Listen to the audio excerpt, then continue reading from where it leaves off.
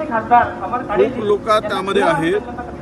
आता जे काही समोर येते आहे, मी तर म्हणेल की कुठे नेऊन ठेवला आहे महाराष्ट्र माझा.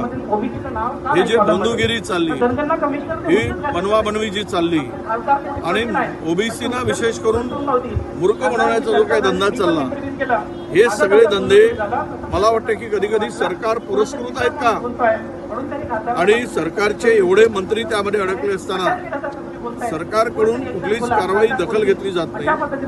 एक महिला आयोगाच्या जबाबदार पदावर असलेल्या नेत्यांच्याकडून असे किळसवाण्या व्यक्तीच्या बरोबर करून तिकडे आपण त्यांना त्यांच्या सोबत बघतो. हा फार विदारक आहे आणि याला सर्वस्वी जबाबदार हे याला खतपाणी घालणारे सरकार आहे या बंधुगिरीला.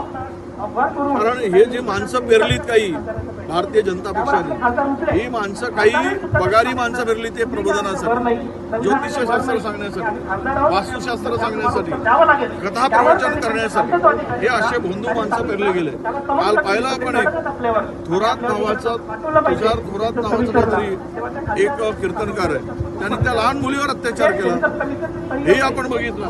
आणि अनेक फोटो येतात. हे केवळ धर्माच्या नावाखाली बहुजनांना लुटण्याचा धंदा, गोरखधंदा या सगळ्यांनी केला आहे. म्हणून माझ्या सगळ्या बहुजनांना, ओबीसी बांधवांना आमची विनंती असणार आहे की अशा बंधुगिरीला बळी पडू नका. खराचं काय करायचं उद्या हाऊसमध्ये आम्ही काढणार आहोत. हे कोण कोण मोहरे यामध्ये अडकले आहे, या बंधुगिरीला ज्यांच्या हातात जनतेच्या विकासाची दोरी दिली आणि हे मात्र अशा बंधुबाबांना घेऊन ज्योतिषाची दोरी ओढत आहे.